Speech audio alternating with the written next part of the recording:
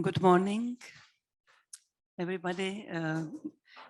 Welcome to the Czech Dance Platform, together with European Dance House Network, a specific Zoom meeting, which we wanted to dedicate today to Ukrainian artists, because we feel that we have to react really very actively to the situation, which is now really hard, and we are all shocked to what's going on. And we are very happy that we can find some small ways of help, every one of us, not only from European Dance House Network, but everyone who is working in the arts field. So I'm really very happy to welcome our guests. And before I will give them the word, I would like to encourage everyone who is online on Zoom with us to not hesitate to ask any question or write any comments to the chat, because we are following it here and we would like to share experience with all of you. I'm also very happy that EDN was actively involved in this new discussion, and I'm really happy to have many people on Zoom, especially our speakers for today. We still don't know if the organization called Artists in Risk can join us, but let's see. But for sure we will have Viktor Ruban online. Thank you for coming. And we have here our specific guests.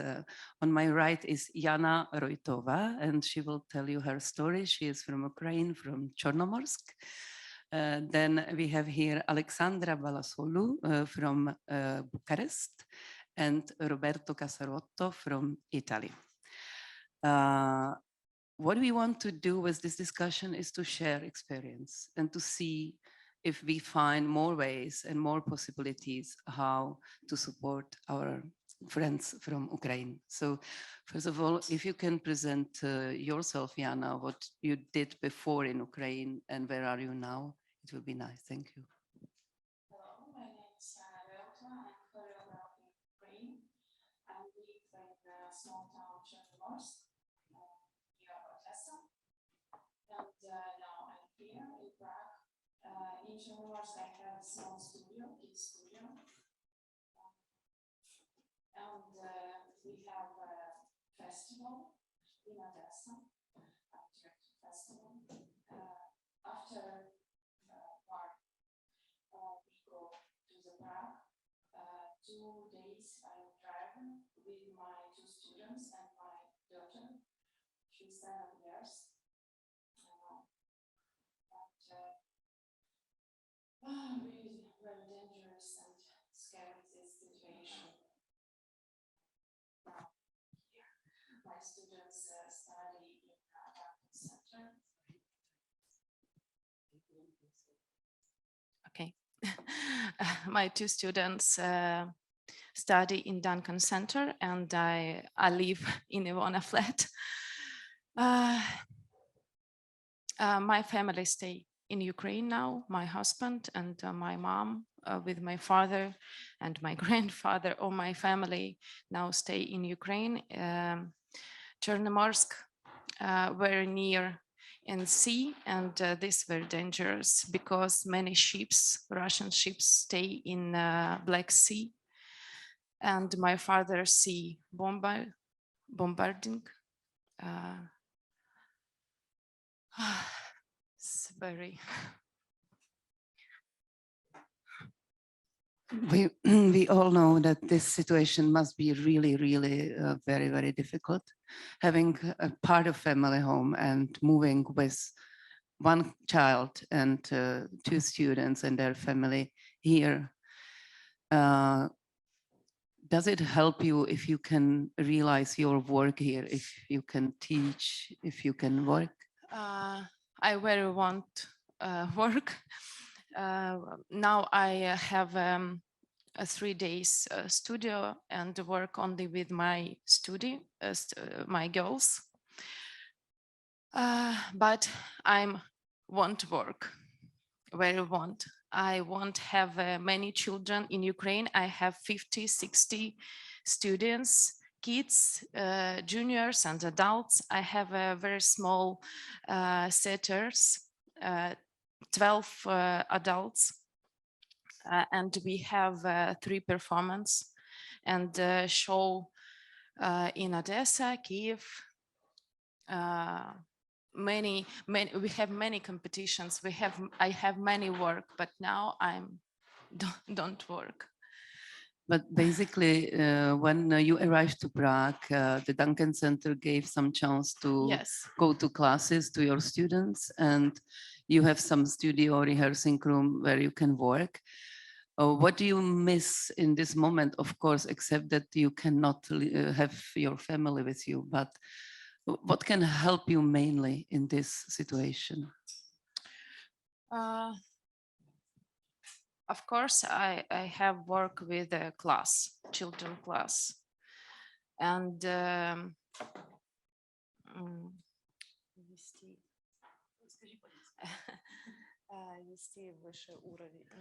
so you would like to develop a better level of technique and work with your students and other students from Kiev and Lvov who came to Prague, right? Yes. Now there are about 10 dancers in this moment. Yeah. Okay. Sorry for English, but you can imagine that Jana was never using English so much. She's trying her best, and I really appreciate that. And as far as I was studying Russian in 80s, I am still able to understand when she speaks to me Russian, which is very helpful, to be honest. And yeah, I want to tell that what we try to do here in Prague is to encourage these artists, young artists, very young. They are from 13, 14 to 19 years old, very young. Only Jana is the adult teacher of them and choreographer. So we try to encourage them to go to performances. We give them free access to the Czech Dance Platform, but also in other theaters. I'm grateful also to 40 people and Lenka Wagnerova company and others who are proposing us their open classes. And so this way we try to connect you with the dance community here and to bring you into the world of dance in this country, because then you can forget a little bit in some moments about what's going on in your home, right? And now we, with girls, prepare small performance, video performance, because I have a stipendium of House of Europe at 3 months. Yeah, it's actually, I have to tell and thank our Ministry of Foreign Affairs, because they created a system of stipendium of 1,000 euro per month for artists who are working here in Prague or Czech Republic. It's by Czech centers, which is like Goethe Institute in other countries or French institutes. So Czech centers are giving this stipendium now to 33 artists from different fields.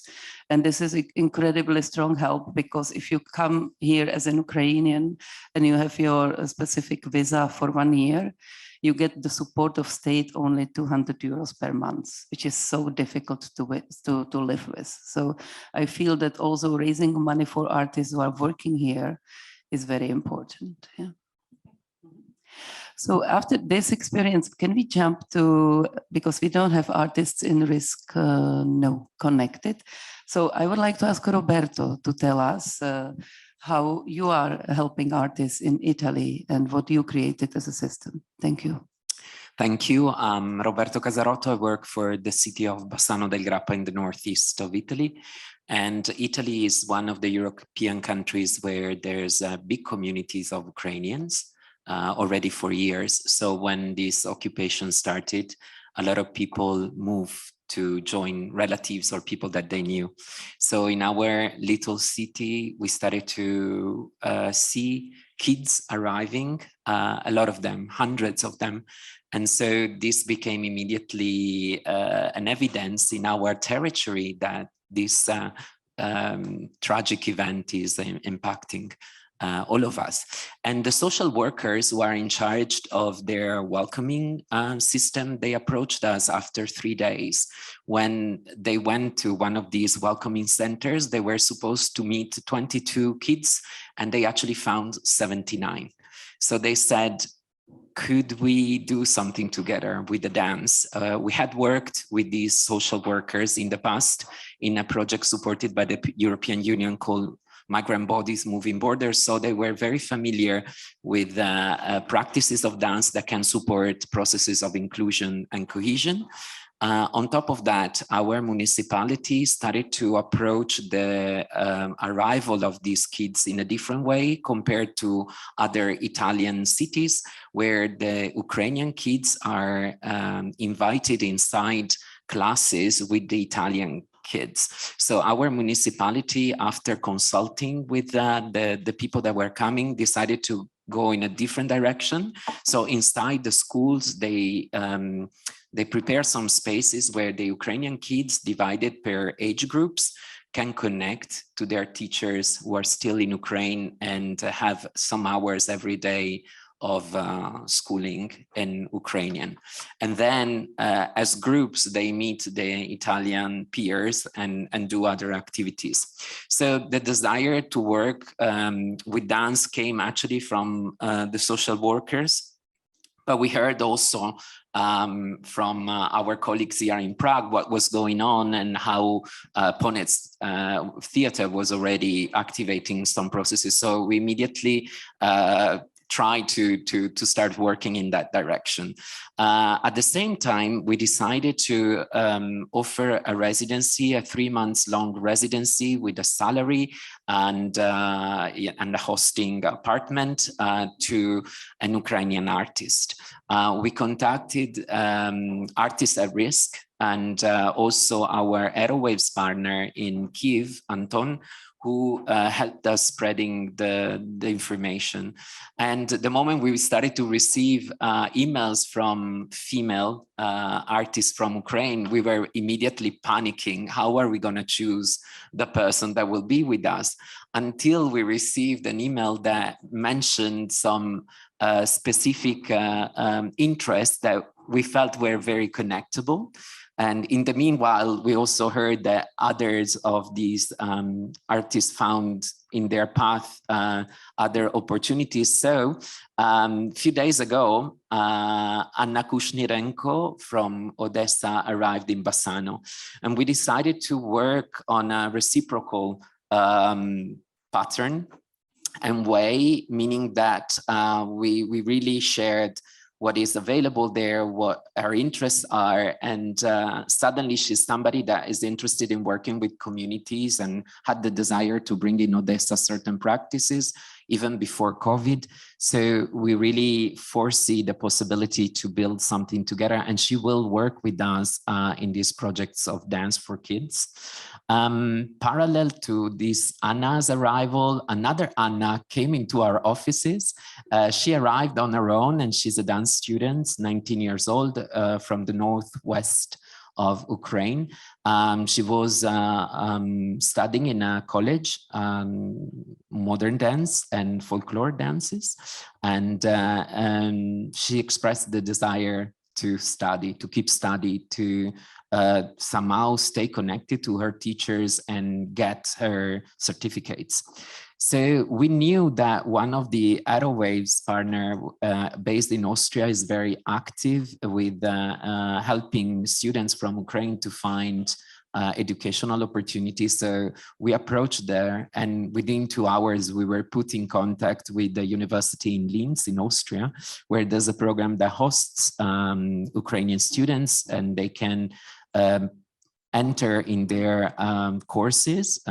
This is free of charge, and with the Caritas, they can also support their accommodation. So somehow this brought us into a new connection, into a new possible partnership with this university.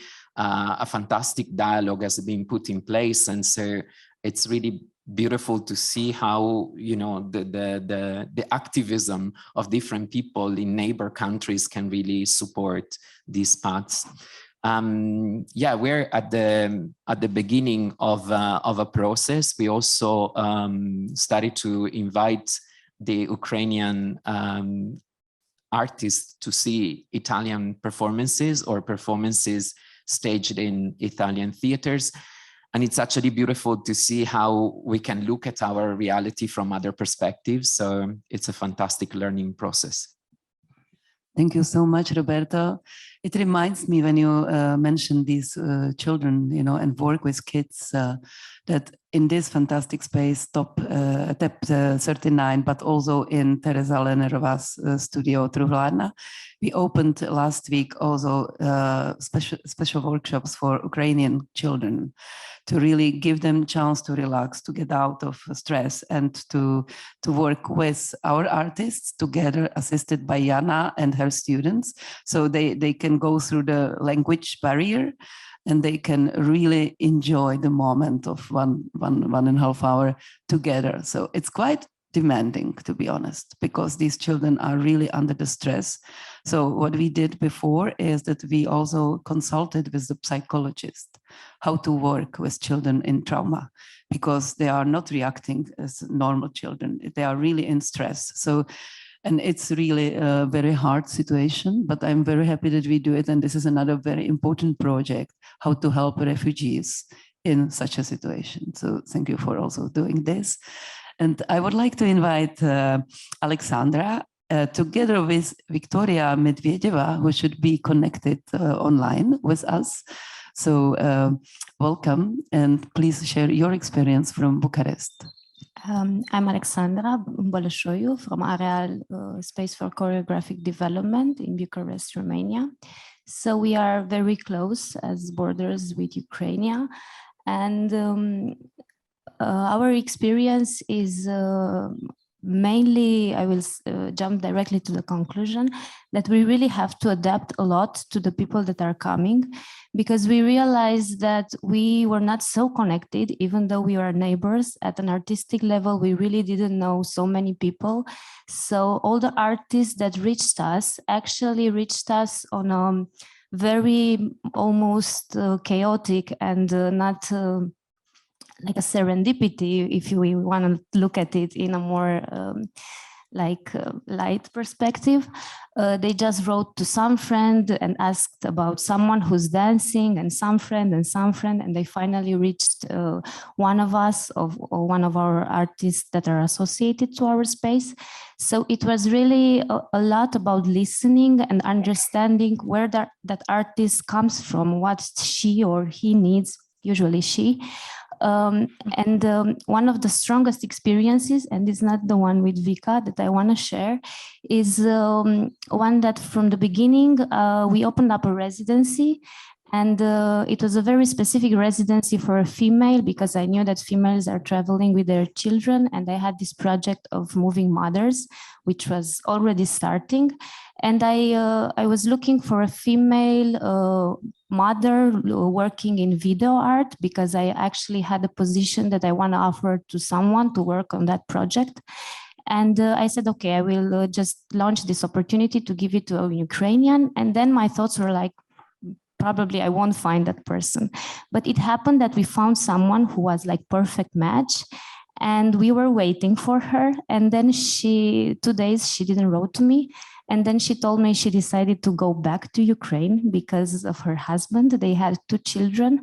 One of them was with her, and the other had to go to take him from border.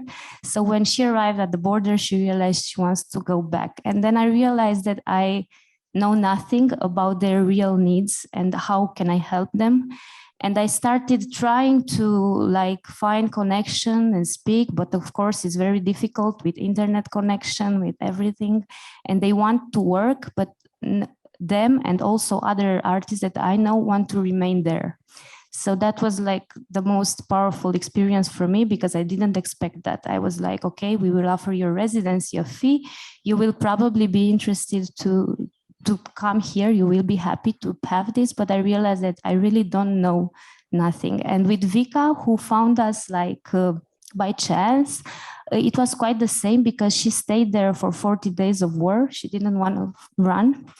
And then she decided she needs to rest a little bit and start dancing again. So she came only with the desire to start dancing again. And I remember the first day we met that I kept speaking about opportunities, what she could do, that she could live with us. And I realized I'm giving a lot of information to someone who is just trying to rest. So we took it really, really slow. And we started from giving her space to dance, to move, to rest, to stretch, whatever. And then we introduced her to the local scene. We went to trainings, to workshops, to other performances that she could see, meet other people. And somehow organically, she was invited to present in another event organized by someone else in Romania. She also got a job, a commercial job, but she will earn some money soon. We also organized some workshops for her that she taught to the local community. Dancers and non-dancers came, and this was really nice because she was really in her medium. She was very happy to see dancers doing her work and everything. And I think I should let her. Hello. Hi. Glad to see you. We don't hear you. Can you maybe switch your microphone? Yeah, sorry, yeah, everything okay. Hi. Hi, everyone. Now I'm in Ukraine for some days, but tomorrow I will return to Romania. Actually, I want to say that now Ukrainian community is stop dance and because our work is not necessarily in this time for our country. So many Ukrainian dancers are starting to do some volunteers work and trying to help people who on the army and involved in war. Many Ukrainian male dancers are now soldiers, and the girls, some of course, trying to do some art. I think it's not just dance; it's art in other countries. And I'm so thankful for this opportunity that we really can do this. I don't know now. Some commercial works or teaching, even teaching, it's maybe it's not that actually I want to do, because now I want to speak with the world about the work. So it's good that we have this conference and maybe some festivals international where we can speak about this. So yeah.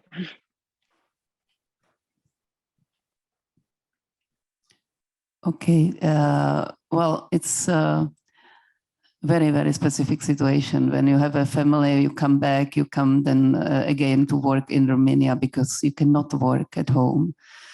I'm trying to imagine, yeah.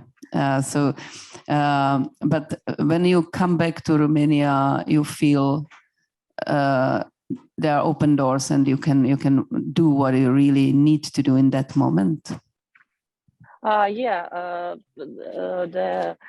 Alexandra also helped me so much with this. Sorry for the noise. I really have a lot of options to dance. Many Romanian and Moldovan choreographers invite me on some events, trying to help me, and so it's a great support. You know. Okay, if we ask you what is your main need, of course, besides peace, which we would like all of us, what can help you more? Of course, it's now for me, it's an opportunity to speak about this by my art, by the art of my friends. Actually, now I want to speak about this. I don't want to be in silence. I want that as much as it's possible, people know about this, and art must really help in this my position.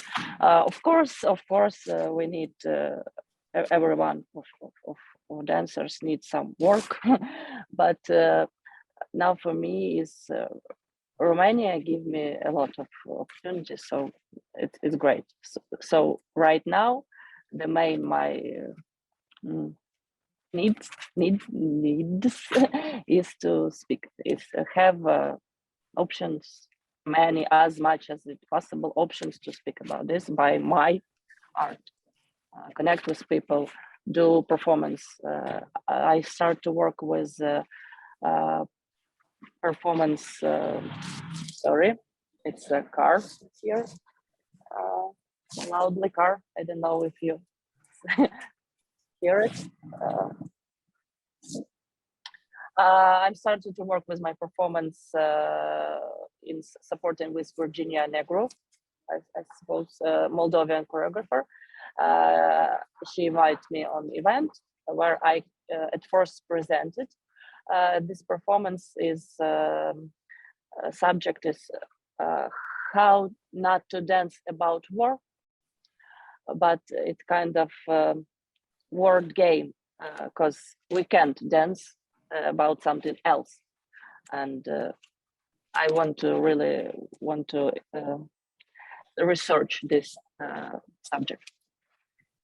Thank you so much. Alexandra wanted still. I just wanted to say that, yeah, my proposal to her was when she comes back, because now she's back in Ukraine for Easter, that she will actually take time to work in a residency at AREAL and really work on this piece, because at the beginning she just wanted to train, but I think she would be really, I think. Yeah. I'm never sure with what she needs, so I'm just trying to propose things. So I would be very happy if you will start working in our space and develop this work more, because now it was just a work in progress, but I think after 2-3 weeks at AREAL, it will be great. That's very nice to hear. We should create some possibilities of touring of these performances, I'm sure, because we have some festivals. Also, our festival is really trying to invite Ukrainian artists to create something, to work on it. That's why we give you the studio, and we still look for other possibilities. We are also doing some very specific projects, like, for example, in frame of Big Pulse Dance Alliance, we are developing the projects of city horses, and we are inviting Ukrainian dancers to be involved in it in the end of June. So we hope that we will have many Ukrainian participants in it. But of course, and also we work with Nicole Beutler on Still Life in the City, which is another outdoor project where we invite professional dancers and students from the Duncan Center. So there we can also have opportunities to perform for Ukrainian artists here. But still, I feel it's a very, very little bit what we can do. So maybe I would like to hear it now from Victor Ruban, who is online with us. How do you feel this situation? What can we do more, and what you are doing for Ukrainian artists? First of all, I would like to say thank you for invitation, opportunity to speak, and also to say hello to Yasia. I'm very happy to see you. To see you safe, really, and also to send greetings to Anya Kushnerenko, to transfer her the greetings. I have many things to say, and I don't know from what to start because the situation is so complex. And also, before that, also I think very important to say that we are very grateful from here, from Ukraine. I'm speaking to you from in each of your countries, because despite the solidarity in the art scene, it's very important to feel and to see the manifestations and the events that you are doing, the gathering, that you really take care and you express that you are really with us in this horrible situation, because the situation is horrible for the whole world and for the whole Europe. And to be aware of that and to feel connected and to feel support and to feel encouragement, it's really, really crucial. It's not even important, it's crucial, really. And we really see that and we really feel that. And also to say that it's since the very first day of the 24th February, I received a lot of messages, a lot of questions and requests. How can we help? How can we help? And this is also very important, this direct communication, even though it's not to say that, not to sound ungrateful, but to say that we are dealing with the war situation since 2014. And that's how we already kind of developed and worked on it for the last 8 years. This situation is a continuation. It's just like another layer, another level of the intensity of the event. And this is just to remind that this is ongoing process and it develops. My name is Victor Rubun, and I am choreographer and researcher myself. And the last 8 years, I was dedicating my artistic work time to the institutional work, to the cultural activism, to a lot of things, building up institutions and really thinking how the contemporary scene could develop. That's how appeared Rubun Production ITP as an umbrella, as a production label. That's how we made a relaunch of the Impulse Transformation platform and Impulse of Transformation Festival. This is also how the Kyiv Dance Residency Space appeared, that we usually, even during those 8 years, we were hosting around 20 classes per week. And all those 2 months, even during the war, and all those 2 months, we don't do anything because everybody, as my colleague said, or volunteering or buying ammunition or doing work in the shelters or helping the people that are displaced with the food or with the even just bringing them from one place to another place.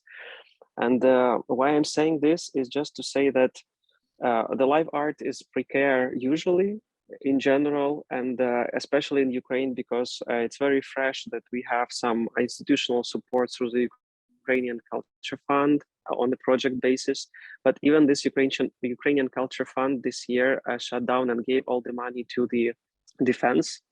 And even my company, for example, we applied with the 6 projects with 6 productions, and we know that they won't happen this year.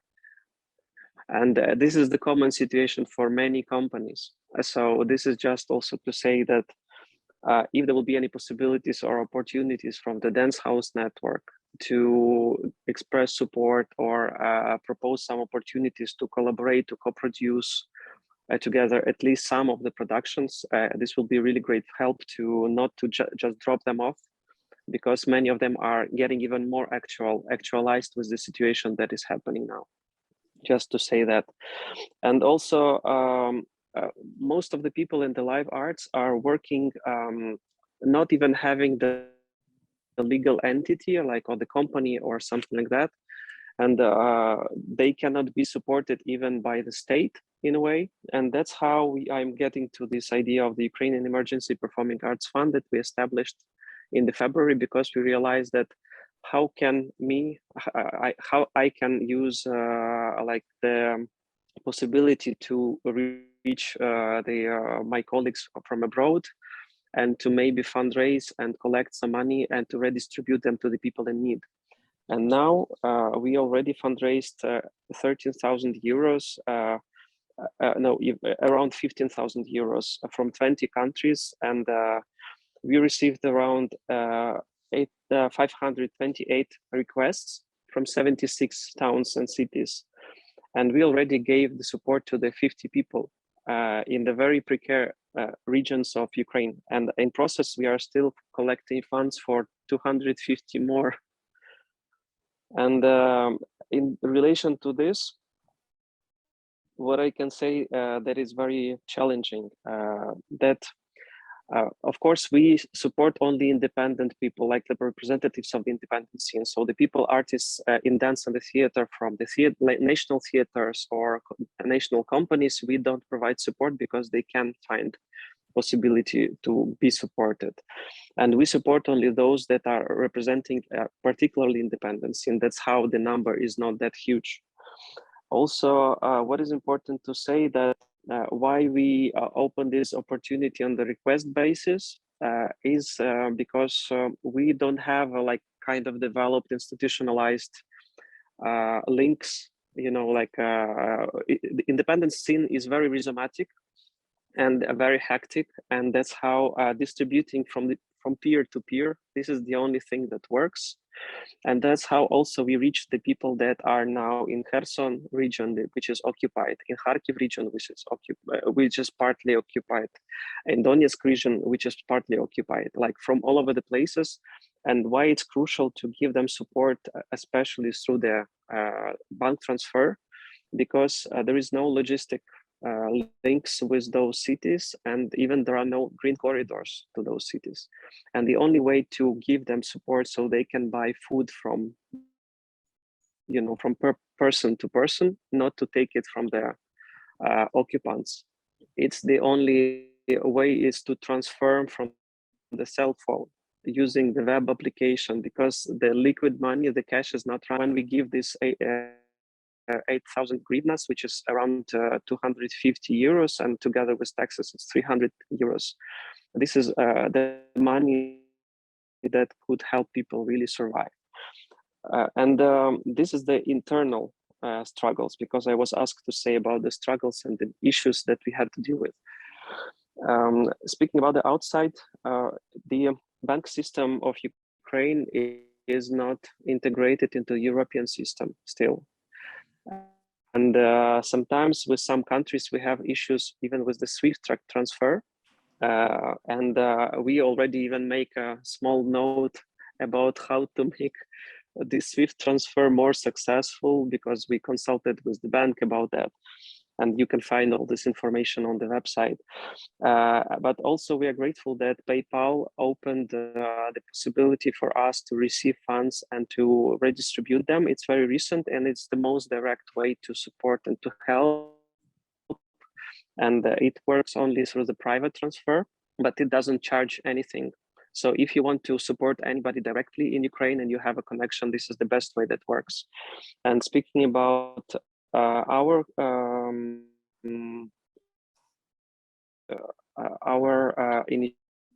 initiative, this is like this is good. Another thing is that we also have questions and issues with the, not issues, but the challenge with the credibility, because many institutions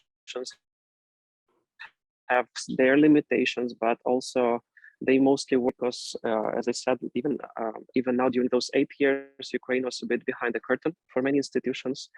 And we had the challenge also to approach and to collaborate in a way from our side, from Ukraine. And now we are very happy that this curtain fall down and we have more direct access. But that's how some companies are asking us, like, but who are you? And like, can you explain more?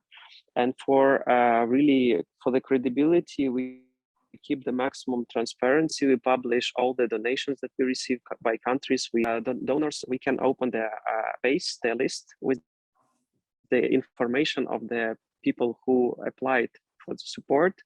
So the donors can even choose to whom they particularly would like to give those donations to be directed. And this is how we work with that. And also what's very important is we are very grateful to the people who know me personally and helped to promote this initiative, because I know some people like Wolfgang, like Mathilde Monnier, like Jean-Marc from Montpellier Dance, they Agnieszka, Ingrida, also Atanas Mayev, who are also part of the EDN network. They were writing and approaching and help, like asking for help to their network.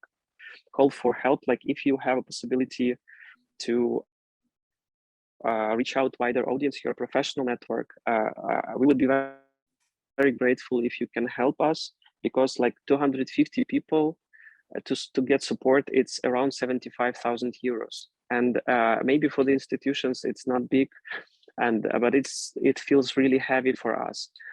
Even though even 10 euros donation, 20 euros donation, like the coffee thing could be a really great help, because you know, if many people can do the small donation, it would be very helpful for us, because it accumulates and it helps us to redistribute and help one more person. And one more thing to say is a time concept. It's hard to say, but even me during those 8 years, I feel now sorry and feel was, I don't know this word, not guilty, but feel not well about that. Even having the situation with the Crimea Peninsula and the east of Ukraine, I was still not that proactive with time-wise, because the time concept in the peaceful situation is very different from the time concept when you have to deal with the bombing. And this is something very crucial that sometimes it's bittersweet.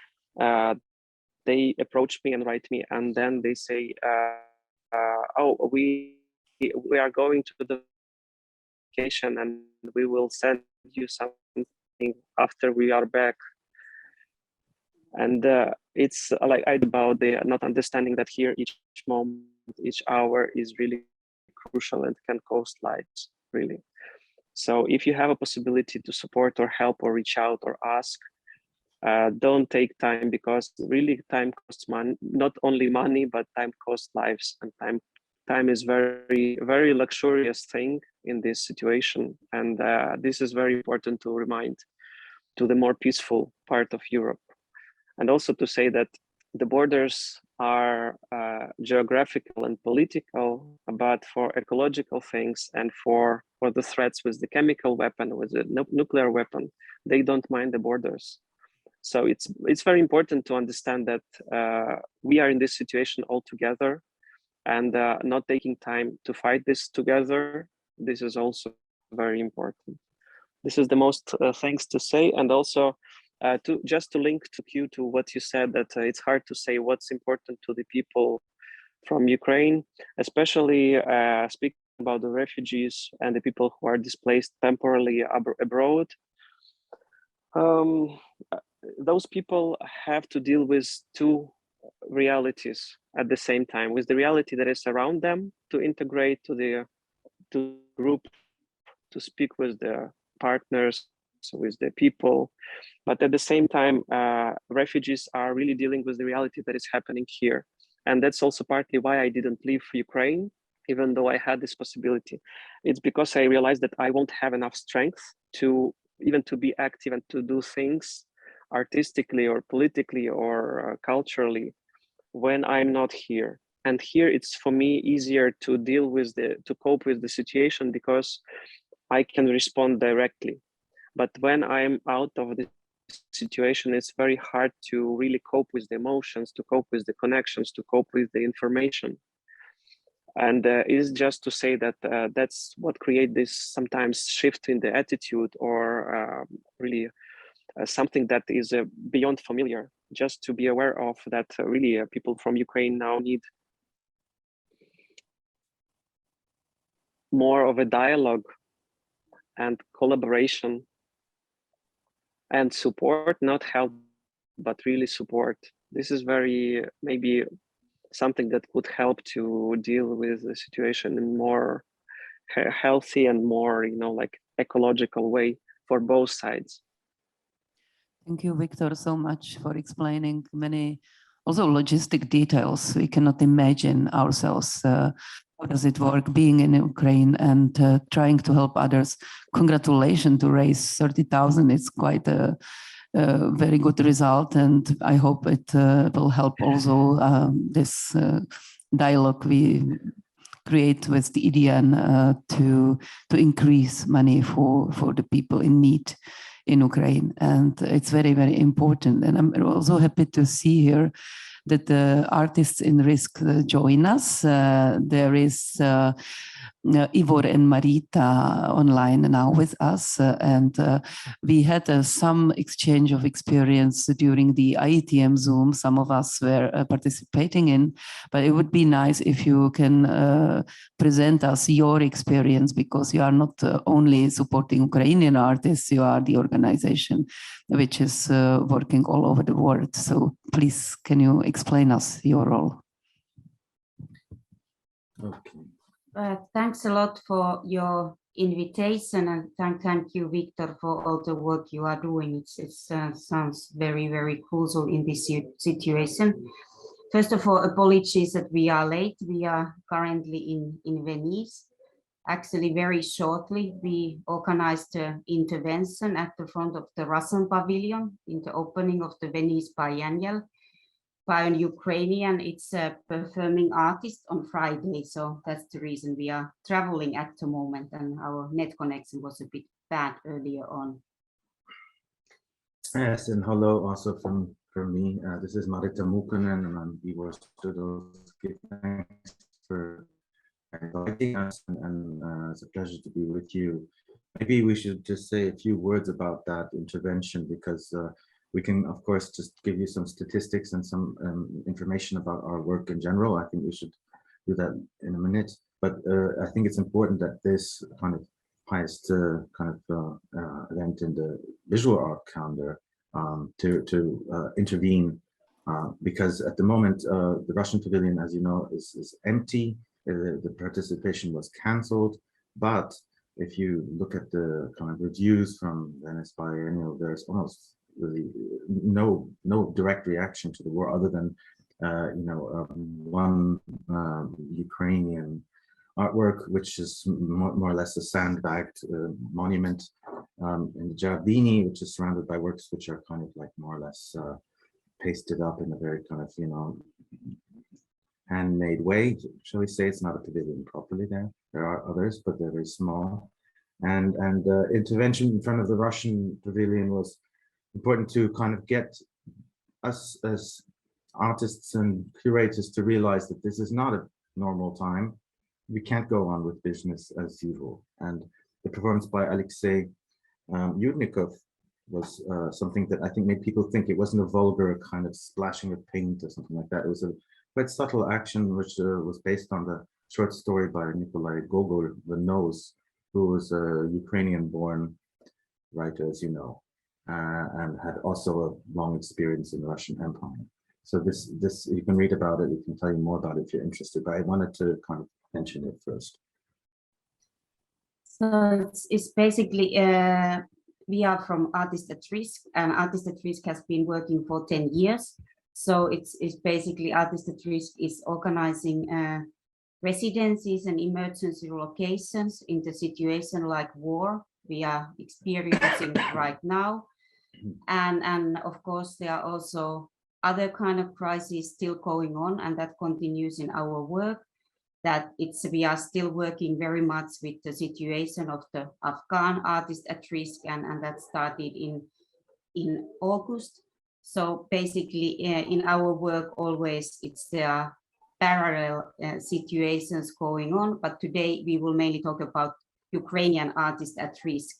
So basically, Artists at Risk started to relocate and help and provide support for Ukrainian artists who had to flee the war from the very beginning of the war, which was different in this situation compared to other war situations and crises. We have realized that there has been very big wave of solidarity by European art institutions and residencies. Actually, before we received the applications from Ukrainian art practitioners at risk, we were contacted by several new hosting institutions who provided its accommodation or grants and so on.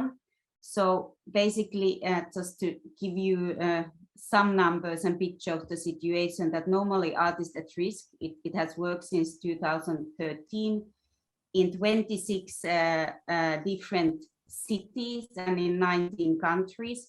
But now we have more than 450 hosting institutions, very different sizes, everything from artist-run spaces to some private homes to big art institutions. It's like, to mention, you might know ZKM in Karlsruhe or CCCP in Barcelona and so on.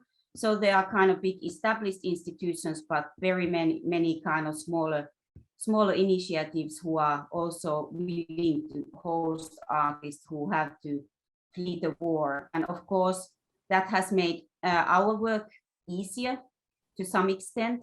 So basically what we do is that we provide its accommodation, residencies within art context for those artists who have to leave Ukraine. And we do matchmaking, which means that we try to find the best possible hosting organization into given situation. Just to give you an example, that when it comes to dance, for example, in Finland, Dance Info Finland provided to host 3 dancers and choreographers, and basically they provide the network in the Finnish dance scene and try to also find working opportunities. So for the people coming from the dance background, we try to find hosts who are specialized in dance and in performing arts. In northern Italy, in Tuscany, we, for example, have a network of performing arts institutions, and they just actually this week will receive the first 10 artists who will arrive there, but they are able to host from 30 to 40 dancers and performing artists there. And there are also other hosting institutions, but just to give you kind of a general picture, that of course, if there's a dancer or choreographer who has to leave Ukraine, we try to find the best possible host that they can continue. It is basically their work and get professional contacts when they arrive. We don't ever expect artists to produce or do anything, but also we just met the artist, the choreographer and dancer who is in Helsinki, and she has been very active in creating professional networks and so on. And that is usually the case, that people want to continue their work once they arrive.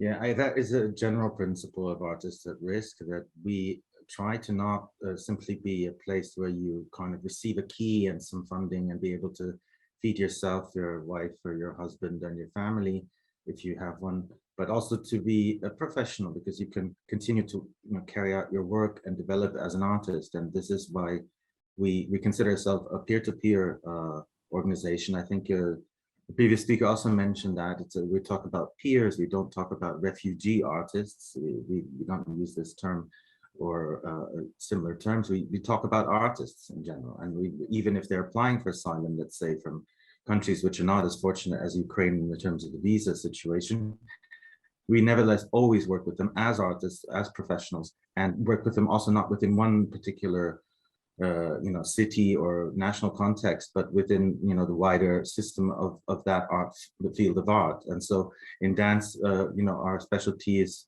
less than in others, because we're not dancing curators, but welcome your input in this way. So our principles are kind of horizontal ones, so that we always have a council, so to speak, that in each city, for example, in the Finnish case, we have the AR Finland Council, which includes, the artists union.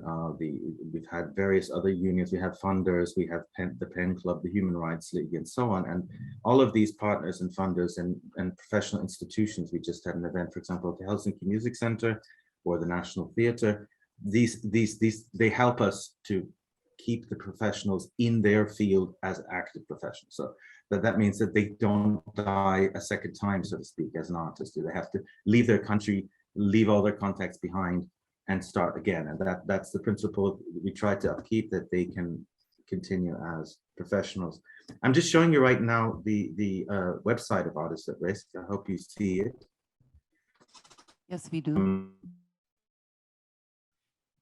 Looking at the Kiev biennial, which we curated several years ago, the second edition, which was together with the Visual Culture Research Center, VCRC, and if we now look at the, it was called at that time, it was shortly after the Crimean crisis, the war, or the invasion, the annexation of Crimea and Donbass, and we were receiving basically, we were asked by the curator, the director of the VCRC, which was running the biennial, to do something called School of the Displaced. And so at that time already we were working in Kiev with people who had to leave their their territory where they had lived from Eastern Ukraine. And we managed to do it in such a way that wasn't particularly only about Ukraine. And I think that's important because these crises are not just about one country or another. And I think that's important when you say that chemical, biological warfare or nuclear warfare, ecological crises are not limited by national boundaries. And neither are other forms of crisis. When you're forced to leave your territory, you have to be able to find a new place, and then you might have to move between many different countries. And the School of the Displaced was about that. So we had a Sudanese musician, for example, who was based in Norway for several years, was with us. There was a Juan Pedro Fabre is a Swedish artist from Uruguay.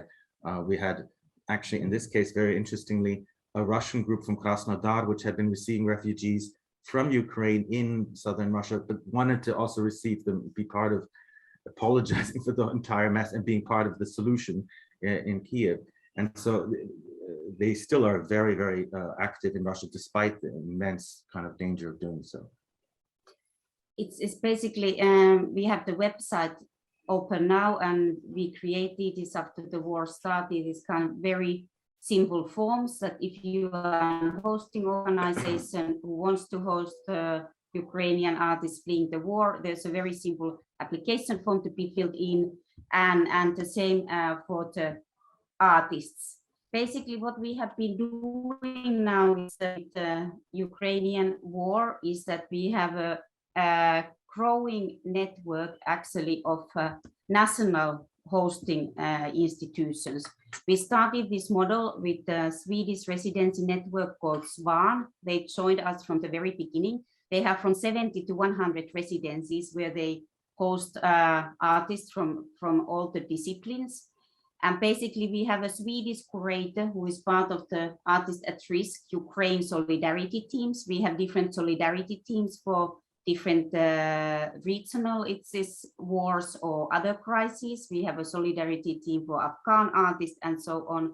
But in this case, with the Ukrainian team, we have now, for example, the whole network of Goethe Institute will join in Germany, or they already joined. It is basically, and we will have 3 curators funded by Goethe Institute being part of Artists at Risk Solidarity team, doing matchmaking with the German institutions. We already have relocated tens of artists to Germany. Basically, there are German institutions which joined Artists at Risk is hosting network independently. Like Halster Kunst and Munich Kunstverein and so on, and KW, the Kunstwerk in Berlin. Many others. It's a very like well-known institution, but this is now going to be, everything from operas to small project spaces. So over 100, we hope, in the Goethe network. And it's basically what we kind of do with this kind of idea is that in this case, both in Sweden and in Germany and other countries, that they have the pool of hosting institutions, basically, and that we have the pool of the applicants. So they also, Goethe Institute distributes our public call, and so does the Swedish networks and other national networks. So we channel it's all the applications of the artists to be submitted to Artists at Risk, so that artists who are already fleeing the war or in difficult situation, they don't have to apply to 10 different kind of residency networks.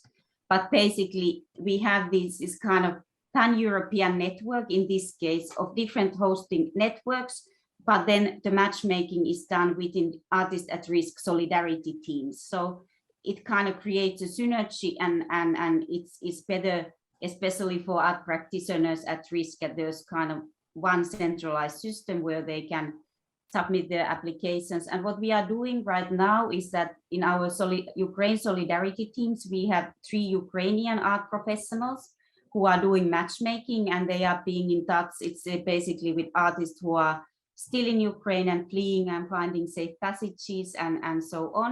And together with them and art professionals who are still in Ukraine, we are now creating also network of hosting institutions into safe places such as Carpet Mountains. It's in Ukraine.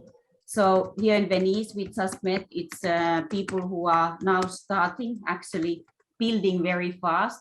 Architects is residency, new residency facilities in Ukraine who can receive artists. There are some existing ones, but this is something we also want to channel. It's resources to Ukraine for those artists who can't leave Ukraine, like it's as we know from the previous speaker, that there are many artists who are still in Ukraine in very precarious conditions.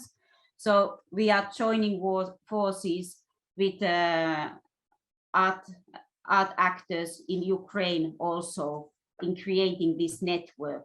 Including helping to maybe fund new residency spaces in the visual arts so far, because that's our specialty. Sorry if we are taking your time. Just let us know how much time we actually should be using. I think no. 10 minutes. Okay, good. Thank you so much. We'll wrap that up quite soon. Yeah, thank you. And so I think just to sum it up very briefly, yeah, we would love to cooperate with your network as well. And if you do wish to kind of contribute your expertise in dance to help us, place those people, please contact us. Thank you so much for your work and for everything you are developing. It's really huge, and it's also very important to think about artists who are staying in Ukraine and not only leaving the country. What we are doing here is mainly that we are trying to help the artists who are refugees in this moment, and it's really maybe when you mentioned Goethe Institute, it's also good to connect you with our Czech Center in Ukraine, because these are giving these helping 33 artists in this moment of different fields of art, and they are creating this network also for residencies. There is also the organization in Czech Republic, Nová síť, who opened this art in res residential spaces for different fields of art. So there are many activities we could inform you about for sure. Yeah. In any case, we are here with some colleagues from different countries, and maybe you have some question or some thoughts or something in mind what can even develop the ideas of this situation. Please, Maya. Thank you. I come from Slovakia. We also were in contact with Marita. I have a question, because we are a very small organization that has a residency space, and we have received 2 artists, and we are still receiving emails with requests, but we don't have any more space. What could help, or how do we answer? What do we recommend? I don't know who am I asking this question, but if someone has an answer, thank you. Thank you for mentioning, because this is the situation many of us are facing too, because we have a lot of emails and sometimes we are disoriented. What can we do? We have no more flats, we have no more space, no money to support the daily life of the artists. So maybe it's very important what we heard now, that in Finland, but also when we were in Sweden, we talked about some fantastic spaces for residencies, which are able to now host about 30, 40 artists. We are overloaded, to be honest. And when we compare, for example, the situation when the Syrian war started, we were discussing in Nordic countries, especially Sweden was one of opening the doors, thinking that they will have about 5,000 refugees, and definitely they had more than 200,000. It's not working again. This is working better? Okay. So they expected 5,000-10,000 and they had more than 200,000. Our country is very similar size as Sweden, and we were expecting 5,000 to 10,000, and we are over 300,000 refugees in this moment in this country, which means that it's really on the limit of all of us. We are closer to the border and we can help, but until some limits. So what we need now from Europe is mainly to hear where are other open doors, where are other possibilities in Nordic countries, in France, in Germany, wherever, and share these opportunities with the people who are contacting us. Because I feel that really in this moment we cannot do more, but maybe I'm wrong, but if someone has other ideas, it's really difficult in this moment to, yeah, please. Can I intervene? There are at least two platforms that are gathering and aggregating opportunities for artists. It's opportunities for Ukrainian artists fleeing the war. It's also Culture Action Europe resources. On our website, for example, we list those platforms and aggregators that gather this information. So I think it's good to just cross link and to how can I say, like, if there is no possibility to host or to provide help, there is possibility to share the information. And I know that there are some residencies, like recently we had, for 1 month, we were collecting people that would be happy to go to Austria to the program. Like, we had the opposite situation. We didn't know whom to redirect there, for example. And I'm sure that there are some residency places that joined later on that put their information on Artists at Risk. I think they can say also about this. And there are also other platforms to put the resources. So just to share this information. And not a bit aside of this question, I also wanted to say that we published one material on the Versopolis platform about the situation in Ukraine. It's called Letters to Mathilde. I will share the link also. So if you would like to understand the complexity of the whole thing, don't hesitate to check this material too. And thank you. And coming back to the question, sharing is the best. Sharing information is the best. Yeah, which is going on very, very actively now on the chat. So thank you really for putting all of these links. And I hope that EDN will save it for us who are, who are here in this room, because of course, this is very important to see where to navigate people who are asking us for help, but also where to find more sources for financing our activities here for Ukrainians or in our countries. I have to tell that I was a little bit disappointed with Visegrad Fund, which was opening very nicely the call for Ukrainians. And then when we applied, we received the answer, which was like, to the fact we have reached the total capacity of the extraordinary Visegrad for Ukraine call, we regret to inform you that no further project proposal will be accepted.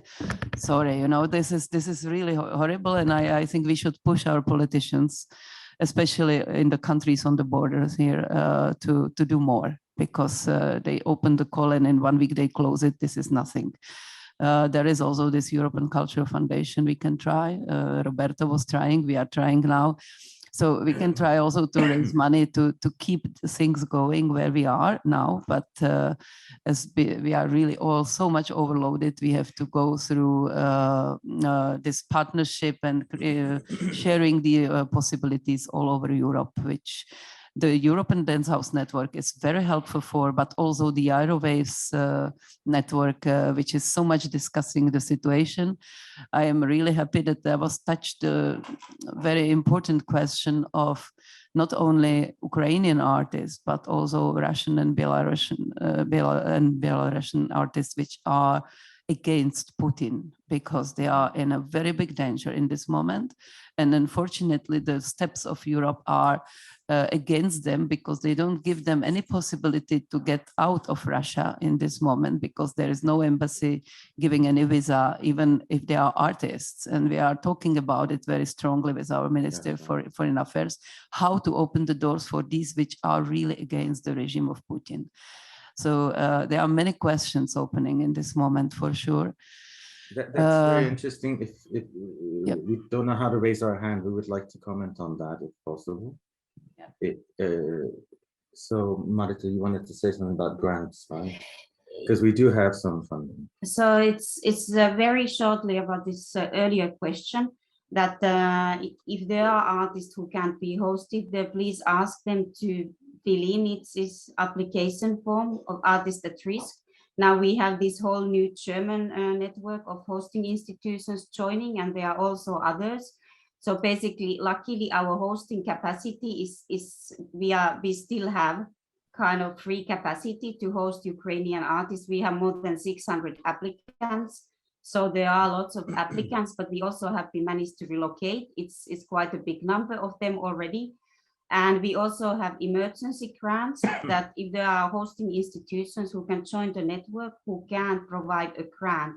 Artists at Risk can provide grants for 3 months.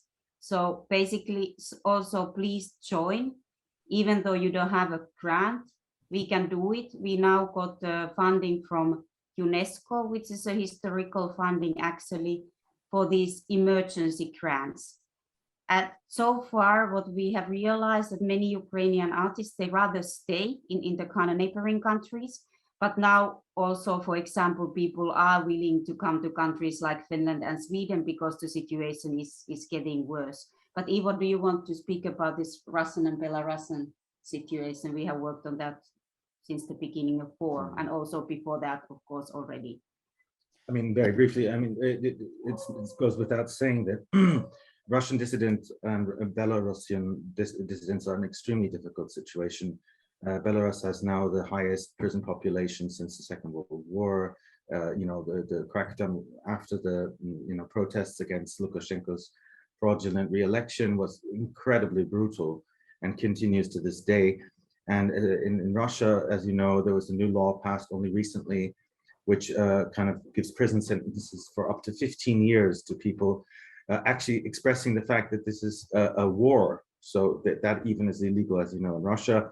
Then there's the very clear situation that Russians, as you say, cannot come to Europe without a visa, and getting a visa is nigh impossible. But we have good news on that front, that the German government only 3 days ago has issued a new directive saying that they will allow Russians who are already in the European Union to take up work. And that is a major change in policy. And we're hoping, because it means that they can actually exist, not as, like hanging out on the welfare system or as refugees waiting for years and years for the papers to be cleared, living in camps and so on, as magnificent artists not able to work. They're able to make their own living and pay for their own lives. But that means that they're already in Europe, and at least in Germany, this is the case. And we're hoping that this might also take place on the European level. What we do is we relocate them to Georgia, Armenia, Turkey. We have special ways of getting them out through Estonia and so on. So there are ways out, and there are a lot of Russians who are at great risk, very, very high profile people. And we really need to work with them as colleagues. We're not a national based organization. We work with our peers, and these are our peers too, and they're actually fighting the fight from within, the problem, within the actual aggressor state, and that's a very difficult fight to fight. And thank you. Well, it's an important also information you gave about this German openness, because none of countries reacted until now in the situation of dissidents. And the other thing is that if Ukrainian is coming to, for example, our country and receiving this refugee visa for 1 year, it doesn't allow him to travel. So we have to solve also the problem. If we want to make exchanges, we need better visas for these people. We are now dealing with it with Jana, because she's invited to Bulgarian Dance Platform, and we would like to send her there. So and visiting artist program of Big Pulse. So it's really something we have to solve really fast. Yeah. Can I intervene on this topic? Go ahead. Pardon, who Sorry wants? to say, but like Victor, yeah, okay, Victor. Victor. Please. Yeah. It's I don't want to sound rough about the situation, but like really it's completely different situation with Russian artists and Belarusian artists. To put them, just to say, to point out one thing, that this wave of dissidents that we are facing now was happening since 2014, and like what's now is happening is very sensitive topic. So I think it's better to think separately from Ukrainian situation. Really, it's very ethically sensitive topic, and also just to address those institutions, please don't mix and don't put together Ukrainian artists and the Russian artists. I can It's fully very understand. Yes, yeah, we don't do because that. it's We are very aware of that, and we don't put them in the same institution. And we keep our two teams very separate. So we never would ask a Ukrainian to actually hand like a Ukrainian staff member to work with Russians, for example, if they don't express the desire to do that themselves. And the residencies are definitely not mixed. Yeah, this is absolutely fragile and visible that we cannot push it, but at the same time it's happening. For example, if we have one Russian artist working here and she's helping Ukrainians a lot, they are really welcoming this help. And we have this situation here with Inga Zotov-Mikshina and the Duncan Center Conservatory, and she was helping the Ukrainian students to get in, and it worked very well, and we are still in very strong contact. So, and she's risking a lot with her statement because her family is in Russia. So the family is in danger now very much. So we have to think about these very, very fragile problems in any case, yeah. But I would like also to ask you, when Artists in Risks mentioned this emergency fund, is there any age limit? Because I feel that one of the most important problem is that the young students coming here with their mothers, or even without mothers, some of them, they are 13, 14, 15 years old, and they cannot ask for stipendium, which is for adults. So is there any age limit for them? I think it's we work with students of art, that's not an issue, and then with professional artists, but it is basically, actually we haven't had applicants who are not either already studying art or who are not professional artists. So that's kind of the group we are working with. But it's otherwise, for example, we don't really look at in the war situation at all that what is kind of the quality of art or professional stages also on. We just try to find the best possible match. One more point I just wanted to say, it's basically still it's related to Russian dissidents, is that this German, we hope that this German law will be passed, but we are also talking with Vice Chairperson of European Parliament, Heidi Hautala, and with the Finnish government, that there would be similar kind of exceptions in different countries. So please also talk to your politicians and governmental representatives, because this decision should happen in the EU level about the Russian dissidents. I mean, kind of in order to and not only Russians, so yeah, also Belarusians, also Afghan. So for yeah, example, exactly. we believe in the need for a human Yeah. rights visa for artists. So we consider, you know, art to be a form of, you know, human right. And if in Afghanistan people are punished just for being musicians, they should be given the right to come to Europe too. Yeah, they are prosecuted as a social group, yeah. Which actually should allow you to get the humanitarian visa. It's not the case. EU doesn't treat them like that, which is so really, that's a really longer harsh. term, very important battle to be had at the policy level. Yeah, absolutely. I feel that besides keeping the dialogue, sharing experience, sharing different opportunities for artists from Ukraine, what we can do is to push more politicians to really understand the situation and to help. Because, for example, I was surprised that in this country, in Czech Republic, there is a fund created immediately by Czech Center from Ukraine, and the Czech centers are under Ministry of Foreign Affairs. But to be honest, our Ministry of Culture didn't do anything until now, anything.